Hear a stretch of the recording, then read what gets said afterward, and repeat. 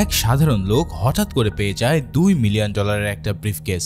তবে এটা কিন্তু সাধারণ কোনো মানুষের ব্রিফকেস ছিল না, এটা ছিল এক ড্রাগ মাফিয়া ডিল করা মানি অর্ডার। তার মানে তো বুঝতেই পারছো। এরপর সেই লোকটার পিছনে লেগে পড়ে পুলিশ, মাফিয়া আর এক ভয়ানক সাইকো কিলার। শুরু হয় এক কঠিন লেভেলের ইঁদুর বেড়াল খেলা।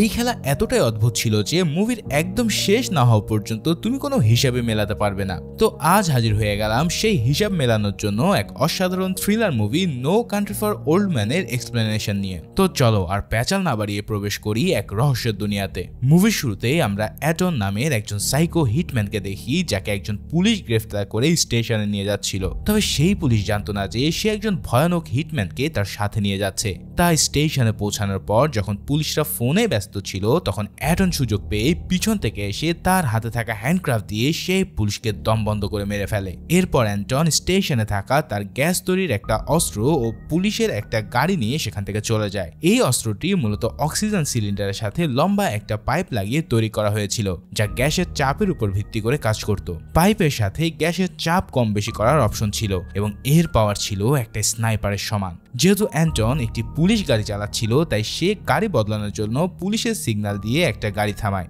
এবং তার বানানো অস্ত্রের মাধ্যমে সেই লোকটাকে মেরে তার গাড়িটা নিয়ে সেখান থেকে চলে যায় একটা গ্যাস স্টেশনে তার সিলিন্ডারটাকে রিফিল করার জন্য। কিন্তু দোকানদার যখন অ্যান্টনের সাথে অনেক ভালোভাবে কথা বলতে থাকে, অ্যান্টনের কাছে বিষয়টা মোটেও ভালো লাগে না। তাই সে তার পকেট থেকে একটা কয়েন বের করে সেই দোকানদারকে কয়েনের যে কোনো একটা সাইড চয়েস করতে বলে। দোকানদার তাকে এটা করার কারণ জিজ্ঞেস করলে অ্যান্টন বলে, এতে এটা নির্ধারণ হবে যে তুমি আর কতক্ষণ বাঁচবে।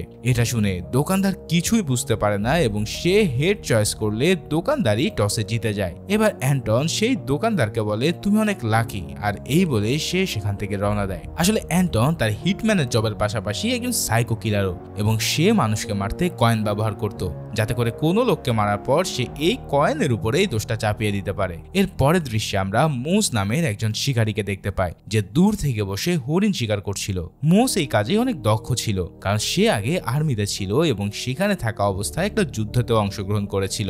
সে একটা হরিণকে তার স্নাইপার গুলি দিয়ে মারলে হরিণটা খোঁড়াতে খোঁড়াতে সেখান থেকে পালানোর চেষ্টা করে। এবার মোসও সেই হরিণকে ধরার জন্য পিছু করতে থাকে, কারণ সে জানতো হরিণটা কিছু দূর গিয়ে মাটিতে লুটিয়ে পড়বে। তো মোস যখন সেই হরিণের পিছু করতে থাকে, তখন সে পাহাড়ের এক কোনায় কিছু গাড়ি দেখতে পায়। তবে আরো আশ্চর্যের বিষয় হলো, এই গাড়ির আশেপাশে পড়েছিল অনেকগুলো মানুষের লাশ।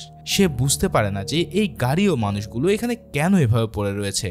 তাই সে বিষয়টা পর্যবেক্ষণ করার জন্য যখন সেই গাড়িগুলোর কাছে যায়, তখন সে বুঝতে পারে যে এখানে বড় ধরনের একটা গ্যাং ওয়ার হয়েছে। মোস সেখানে একজন লোককে দেখতে পায় যে এখনো আহত অবস্থায় বেঁচে ছিল। সেই লোকটা মোসের কাছে পানি আবদার করলে মোস তাকে জানায় যে তার কাছে কোনো পানি অবশিষ্ট নেই। তবে আশেপাশে সে আরো ভালো করে লক্ষ্য করার পর ওই লোকটার কাছে থাকা একটা বন্দুক নিয়ে সেখান থেকে চলে যায়। এবার কিছু দূর যেতে মোস লক্ষ্য করে যে একজন লোক গুলিবিদ্ধ হয়ে একটা গাছের নিচে পড়ে আছে এবং তার পাশে মোস একটা ব্রিফকেস দেখতে পায়। এই ব্রিফকেসের মধ্যেই মোস পেয়ে যায় $2 মিলিয়ন। যেহেতু এখানে কেউ বেঁচে নেই, তাই মোস সেই টাকাগুলো নিয়ে দ্রুত সেখান থেকে চলে যাওয়ার সিদ্ধান্ত নেয়। এখন আপনাদের মনে হতে পারে যে এই লোকগুলো কে এবং কেন তারা এখানে মরে পড়ে রয়েছে। আসলে এই লোকগুলো মেক্সিকান গ্যাংস্টার ছিল, যারা মূলত এখানে এসেছিল একটা ড্রাগস ডিলের জন্য। কিন্তু তাদের মধ্যে লেনদেন নিয়ে কোনো সমস্যা হওয়ায় তারা একে অপরকে গুলি করে মেরে ফেলে। আর এই মুভিটার কাহিনী ছিল 1900 শতকের দিকে, যখন অপরাধের মাত্রা এতটাই বেড়ে গিয়েছিল যে পুলিশের পক্ষেও তা নিয়ন্ত্রণ করা সম্ভব ছিল না। যাই হোক, মোস এরপর সেই টাকা নিয়ে চলে আসে তার বাড়িতে, যেখানে আমরা তার স্ত্রী কার্লাকে দেখতে পাই। তবে সে টাকার ব্যাপারে প্রথমেই কার্লাকে কিছু জানায় না। সেই রাতে মোস যখন ঘুমাতে যাচ্ছিল, তখন তার সেই লোকটার কথা বারবার মনে পড়তে থাকে। ওই লোকটা যে আজ পানির জন্য তার কাছে অনেক আকুতি করেছিল। সে কোনোভাবে নিজের মনকে এটা বুঝ দিতে পারছিল না, তাই সে এবার এক বোতল পানি ভরে নিয়ে সেখানে চলে যাওয়ার জন্য রওনা দেয়। এবার অনেকটা রাস্তা পার হয়ে ওই স্থানে পৌঁছানোর পর সে দেখতে পায় যে এই লোকটাকে কেউ গুলি করে মেরে ফেলেছে। ঠিক তখনই মোস লক্ষ্য করে কয়েকজন লোক একটা গাড়িতে করে এসে কিছু দূর পার্ক করা তার গাড়িটা তল্লাশি করছে। তার বুঝতে আর বাকি থাকে না যে এই লোকগুলো সেই $2 মিলিয়ন উদ্ধার করার জন্য এখানে এসেছে। তাই মোস দ্রুত সেখান থেকে পালানোর চেষ্টা করতে থাকলে সেই মেক্সিকান গ্যাংরা মোসকে পালাতে দেখে ফেলে এবং তার উপরে হামলা শুরু করে দেয়। তারা অনবরত মোসের দিকে গুলি করতে থাকলে একটা গুলি মোসের পিঠে লেগে যায় এবং সে ওই পাহাড়ের উপর থেকে নিচে পড়তে শুরু করে। যেহেতু পাহাড়টা অনেকখানি খাড়া ছিল তাই সেই লোকগুলো তাদের একটা কুকুরকে মোসকে খোঁজার জন্য ছেড়ে দেয়। মোসের ভাগ্য সেই জায়গায় অনেক ভালো ছিল, তাই সে সরাসরি পাহাড় থেকে পড়তে পড়তে একটা নদীর মধ্যে আসে। তাই মোস সেখানে দ্রুত নদীপথের মাধ্যমে সেখানে পালাতে শুরু করে। কিন্তু গ্যাংস্টার ছাড়াও সেই কুকুরটা তখনও মোসের পিছনে ধাওয়া করছিল। এভাবে ধাওয়া করতে করতে মোস পার হতে থাকে গভীরতম স্থান, কিন্তু সেখানেও এই কুকুর তার কোনোভাবে পিছু ছাড়তে চায় না। এরপর মোস যখন তীরে এসে পৌঁছায় তখনও সেই কুকুরটা তার পিছনেই ছিল। এবার মোস আর দেরি না করে তার কাছে থাকা বন্দুক দিয়ে ওই কুকুরটা হামলা করার আগেই তাকে হত্যা করে ফেলে। এরপর মোস দ্রুত তার বাড়িতে আবারও ফিরে আসে এবং কার্লাকে নির্দেশ দেয় যে দ্রুত ব্যাগ গুছিয়ে নিতে, কেননা আজ তাদেরকে এই বাড়ি ছেড়ে চলে যেতে হবে। যেহেতু ইতিমধ্যে গ্যাংস্টাররা তার গাড়ির খোঁজ পেয়ে গেছে তাই তারা কোনো না কোনোভাবে তাদের বাড়িতে উপস্থিত হয়ে এই টাকা লুট করতে চাইবে। আর এরই কারণে মোস চায় না যে কার্লাকে কোনোভাবে এই ঝামেলার মধ্যে জড়িয়ে রাখতে। তখন কার্লা মোস কোথায় থাকবে জিজ্ঞেস করলে মোস জানায়, আমি কিছুদিন গা ঢাকা দিয়ে থাকবো এবং যখনই দেখবো মামলা ঠান্ডা হয়ে গেছে তখনই আমি আবার তোমাদের সাথে দেখা করব। আর একবার যদি আমরা এই টাকাগুলো নিজের করে নিতে পারি তাহলে আমাদের জীবনে আর কোনো অভাব থাকবে না। এই কথাগুলো শুনে কার্লা অনেক ভয় পাচ্ছিল, তবে তাদের হাতে আর কোনো অপশনও ছিল না, কারণ তারা যদি ওই টাকাগুলো সেই গুন্ডাদের ফেরতও দিয়ে দেয় তাহলেও এর কোনো নিশ্চয়তা নেই যে তারা আবারও বেঁচে ফিরে আসতে পারবে। তাই কার্লা মোসকে আর কিছু না বলে চুপচাপ সেখান থেকে চলে যায় তার মার বাড়ির উদ্দেশ্যে। অন্যদিকে আমরা সেই মেক্সিকান গ্যাংয়ের কিছু সদস্যকে দেখতে পাই যে মোসকে ধরার জন্য হিটম্যান অ্যান্টনকে হায়ার করেছে। কিন্তু এতগুলো টাকার কথা শুনে অ্যান্টন সেই লোকদেরই মেরে ফেলে এবং নিজেই বেরিয়ে পড়ে মোসকে ধরার জন্য, কেননা তার মনে এখন চলছে যে এই টাকাগুলো নিজে আত্মসাৎ করে ভোগ করার। যাই হোক, অ্যান্টন যখন ওই গ্যাংদের সাথে হোটে যাওয়া সেই জায়গাটাতে যাচ্ছিল তখন সে অ্যান্টনকে মোসের ব্যাপারে সকল ডিটেলস দিয়ে দেয় এবং অ্যান্টনকে একটা মিটার দেয়। এই মিটারটা ছিল একটা ট্র্যাকার। মূলত ওই ব্রিফকেসের ভিতরে একটা ট্রান্সমিটার ছিল, আর এই ট্র্যাকারটা দিয়ে সে সহজেই জানতে পারতো যে ওই ব্রিফকেসটা এই মুহূর্তে কোথায় আছে। এটা আগে থেকেই করা ছিল, কারণ ব্যাগটা যদি কোনোভাবে হারিয়ে যায় তারা যেন সেটাকে খুব সহজেই বের করতে পারে। যেহেতু অ্যান্টনের কাছে এখন মোসের সকল ডিটেলস ছিল তাই সে সবার প্রথমে যায় মোসের বাড়িতে। কিন্তু সেখানে গেলে অ্যান্টন বুঝতে পারে যে মোস এবং তার স্ত্রী ইতিমধ্যে সেখান থেকে পগার পার হয়ে গেছে। তখনই অ্যান্টন সেখানে একটা টেলিফোন বিলের পেপার দেখতে পায়, আর এখানে সে দেখতে পায় যে একটা নাম্বারে অনেক ফোন দেওয়া হয়েছিল। এবার অ্যান্টন বুঝতে পারে যে এই নাম্বারটি মোসেরই কারোর কাছের লোকের হবে। আসলে ওই নাম্বারটা ছিল মোসের শাশুড়ি, যেখানে মূলত কার লাগিয়েছিল। অ্যান্টনের পর সেই নাম্বারটি নিয়ে সেখানে চলে গেলে এবার পুলিশ আসে মোসের বাড়ি তল্লাশি করতে। আসলে পাহাড়ের কোনায় যে গ্যাং ওয়ারটা হয়েছিল তারই ইনভেস্টিগেশন এই পুলিশটাও করেছিল, যার নাম হচ্ছে টম। টম এখানে এসেছিল কারণ সেই গ্যাং ওয়ার হওয়া জায়গাটিতে সে মোসের গাড়ির সন্ধান পেয়েছিল। এর পরের দৃশ্যে আমরা মোসকে আবারও দেখতে পাই যে একটা হোটেলে এসেছে রুম ভাড়া করে থাকার জন্য। সে রুমে চেক ইন করার পর টাকা ভর্তি ওই ব্যাগটা রুমের সিলিং এর একদম ভিতরের দিকে লুকিয়ে রাখে। এখানে কিন্তু মোস এখনো জানে না তার ব্যাগের ভিতরে রয়েছে একটা ট্র্যাকার, আর এই কারণে যে কোনো সময় তার সাথে ঘটে যেতে পারে কোনো এক বড় দুর্ঘটনা।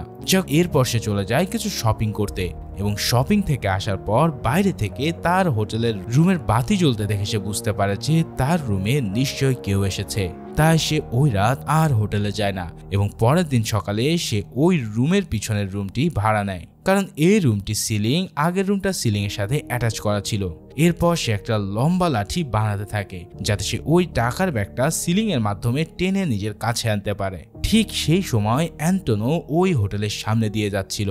এখান দিয়ে যাওয়ার সময় হঠাৎ তার রিমোট থেকে সিগন্যাল বের হওয়া শুরু হয়, আর সাথে সাথে অ্যান্টন বুঝতে পারে যে তার টাকার ব্যাগটা নিশ্চয়ই আশেপাশে কোথাও আছে। তাই সে দ্রুত তার সিলিন্ডার গানটা নিয়ে চলে যায় অন্য আর একটা রুমে এবং লক ভেঙে রুমে ঢুকতেই সে কয়েকজন মেক্সিকান গ্যাংয়ের সদস্যকে দেখতে পায় যারা মোসের জন্য আসলে অপেক্ষা করছিল। এরপর কোনো কিছু না ভেবে অ্যান্টন দ্রুত তার বন্দুকটি দিয়ে সেই লোকগুলোকে মারতে থাকে, কিন্তু একটা লোক অ্যান্টনের দিকে গুলি ছুড়লে সেই আওয়াজ মোস শুনতে পায়। যার কারণে সে এবার কনফার্ম হয়ে যায় যে কেউ তাকে ইতিমধ্যে খুঁজতে এখানে চলে এসেছে। তাই সে দ্রুত ওই টাকার ব্যাগটি সিলিং থেকে বের করে সেখান থেকে পালাতে শুরু করে। অন্যদিকে অ্যান্টন পুরো রুমে সেই টাকাগুলো খুঁজতে খুঁজতে ফাইনালি সে সিলিং চেক করতে যায়। আর এই সিলিং চেক করে সে বুঝতে পারে যে কেউ ইতিমধ্যে ওই টাকাগুলো নিয়ে এখান থেকে পালিয়ে গেছে, কারণ সে দেখতে পেয়েছিল সিলিং এর মধ্যে ব্যাগ টানার কিছু চিহ্ন আছে যা কিছুক্ষণ আগেই করা হয়েছে। পরের দৃশ্যে আমরা এই গ্যাংয়ের লিডারকে দেখতে পাই যে সেই টাকা এবং অ্যান্টনকে মারার জন্য একজন হিটম্যানকে হায়ার করে যার নাম হচ্ছে কার্সন। কার্সন অনেক চালাক ছিল এবং বাইরের দুনিয়ার মানুষ তাকে একজন ডিটেকটিভ বলে চিনত। এছাড়া কার্সন ও অ্যান্টন আগে থেকে পূর্ব পরিচিত ছিল এবং সে জানতো অ্যান্টন কতটা ভয়ানক লেভেলের একজন সাইকো। অন্যদিকে আমরা মোসকে দেখতে পাই যে এখান থেকে পালিয়ে চলে যায় একটা অন্য হোটেলে। তার মনে বারবার সন্দেহ হচ্ছিল যে কিভাবে তার লোকেশন সবসময় এই কিলাররা পেয়ে যাচ্ছে।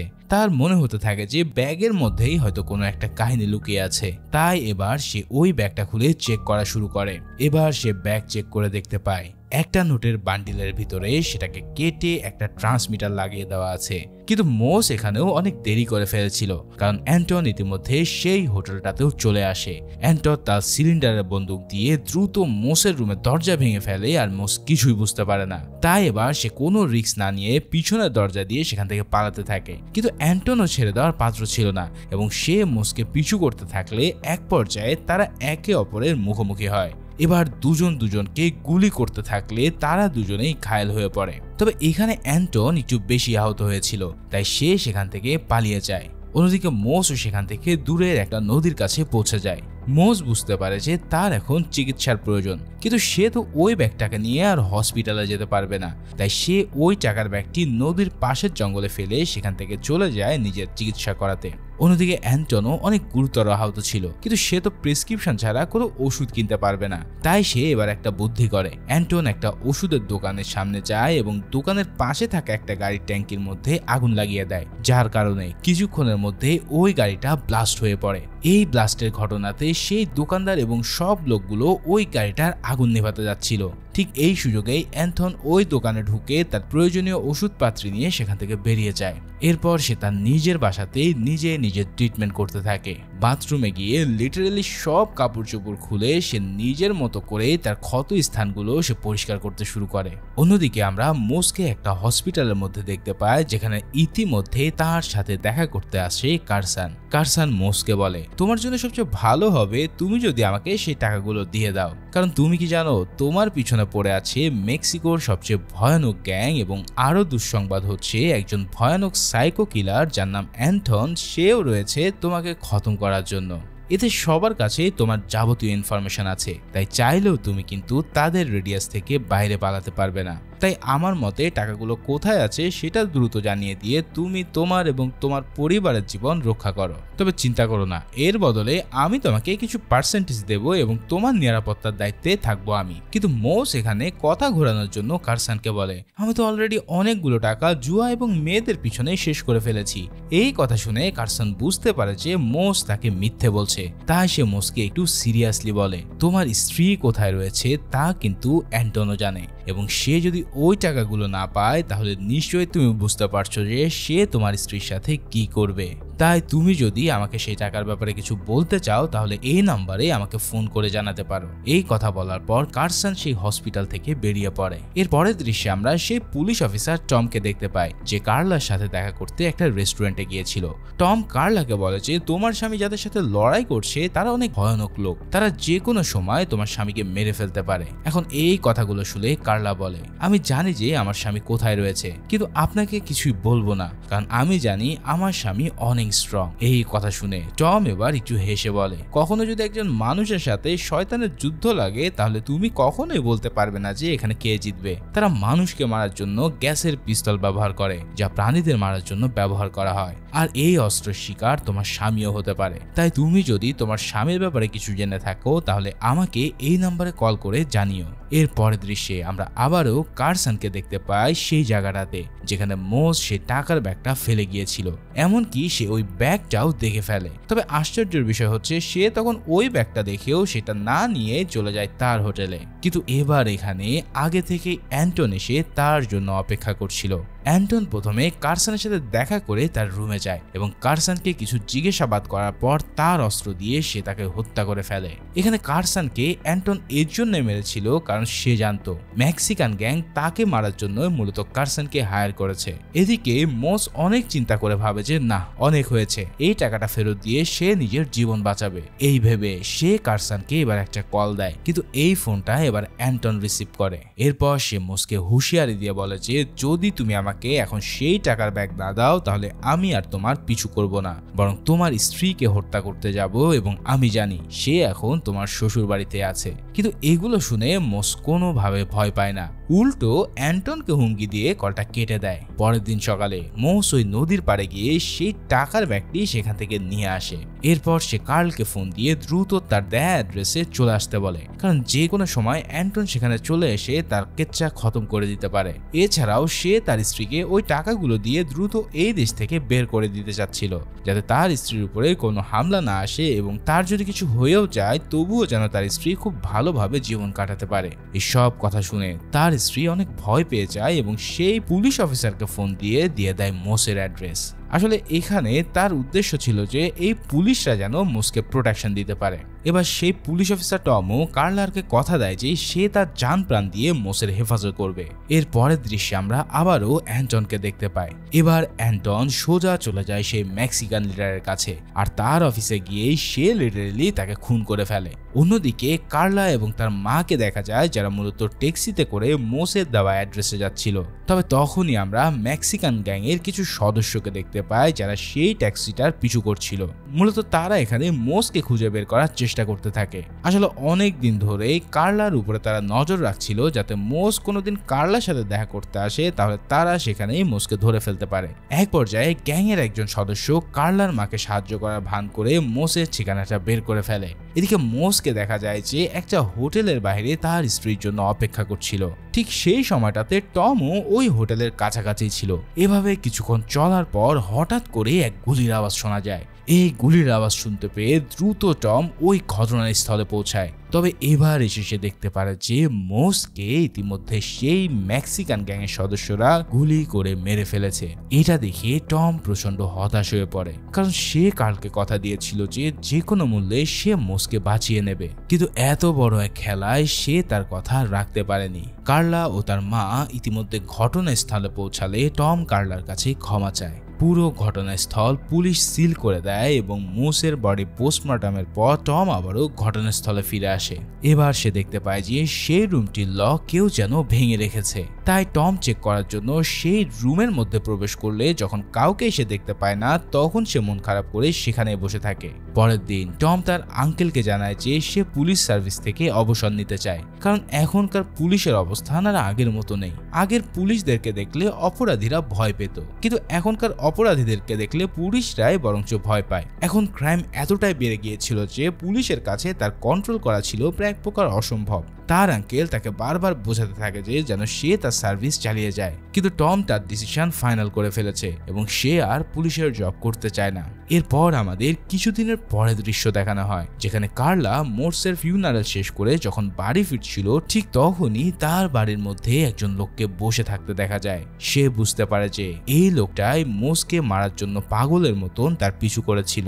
এই লোকটা আর কেউই নয়, সে ছিল মোস্ট ভয়ঙ্কর কিলার অ্যান্টন। অ্যান্টন সেই টাকাগুলো কোথায় রেখেছে এটা জিজ্ঞেস করলে কার্ল বলে মোস আমাকে সেই টাকাগুলো দেওয়ার জন্য একটা হোটেলে ডেকেছিল, কিন্তু তার আগে মোসকে কিছু গুন্ডারা মেরে ফেলেছে। আর এই কারণে কার্ল জানে না যে আসলে ওই টাকাগুলো কোথায় আছে। এখন এই কথাটা অ্যান্টন একদমই বিশ্বাস করে না এবং সে কার্লকে কয়েনের একটা টস চয়েস করতে বলে। কিছুক্ষণ পর আমরা অ্যান্টনকে কার্লের ঘর থেকে বেরোতে দেখি এবং এরপর আমরা দেখতে পাই সে তার জুতো জোড়া চেক করছে। এই দৃশ্য দেখে নিশ্চয়ই তুমি বুঝে গেছো যে ইতিমধ্যে কার্লাকে সে হত্যা করে ফেলেছে। আর এইখানে জুতো চেক করার মানে হচ্ছে যে তার জুতোয় কোনো রক্ত লেগে আছে কিনা সেটা সে চেক করছে। কিন্তু এখানে এই খুনটা করে অ্যান্টনের কিন্তু অনেক খারাপ লেগেছিল, কারণ কার্লা সেই কয়েনের কোনো দিকই চয়েস করেনি। কারণ কার্লা জানতো যে অ্যান্টন তার সকল খুনের দোষ ওই কয়েনগুলোর উপরে চাপাতো, তাই সে এবার চায়নি যে এই খুনের দায় যেন ওই কয়েনের উপরে না গিয়ে তার নিজের উপরে পড়ুক, যার কারণে অ্যান্থনের এখন থেকে মাথায় ঘুরপাক খেতে থাকবে এই হত্যার জন্য। যাই হোক, এখানে কার্লার প্ল্যান সফল হয় এবং অ্যান্টন যখন তার গাড়ি নিয়ে সেখান থেকে চলে যাচ্ছিল তখন তার মাথায় বারবার কার্লার কথাগুলোই মনে পড়তে থাকে। এই কারণে সে অনেকটা অন্যমনস্ক হয়ে রোডের সিগন্যাল পার হয়ে যাচ্ছিল। তবে এই সময় একটা গাড়ি সাইড থেকে এসে তাকে প্রচন্ড ধাক্কা মেরে পুরোই দুমড়ে মুচড়ে ফেলে দেয়। এবার অ্যান্টন সেই দুমড়ে মুচড়ে গাড়ি থেকে বের হয়ে গেলে দেখতে পায় যে তার একটা হাত লিটারেলি ভেঙে হাড্ডি বের হয়ে গেছে। সে তার গাড়ি থেকে বের হয়ে একটা জায়গায় বসে এবং এখানে দুজন বাচ্চাকে আসতে দেখলে সে তার কাছ থেকে তাদেরকে $500 দেয়। এবার সে বলে যে এই $500 বিনিময়ে তোমার শার্টটা আমাকে দিয়ে দাও। এই কথা বলার পর ওই শার্টটা নিয়ে সে তার ভাঙা হাতটি বেঁধে বাচ্চাদেরকে বলতে থাকে, কেউ যদি আমার ব্যাপারে কিছু জিজ্ঞেস করে তাহলে তোমরা তাদেরকে কিছুই বলবে না। এরপর অ্যান্টন ধীরে ধীরে হেঁটে সেখান থেকে চলে যায়। অন্যদিকে আমরা টমকে আবারও দেখতে পাই যে এখন অবসরে চলে গেছে এবং তার স্ত্রীর তার বারবার বলা নানা কথা বলতে থাকে। সে বলে, আমি যখন ইয়াং ছিলাম তখন ক্রাইম কম হতো এবং পুলিশকে দেখলে গুন্ডারা ভয় পেত। সমাজ তখন অনেকটা ব্যালেন্স ছিল, কিন্তু আজকের অবস্থাটা পুরোপুরি ভিন্ন।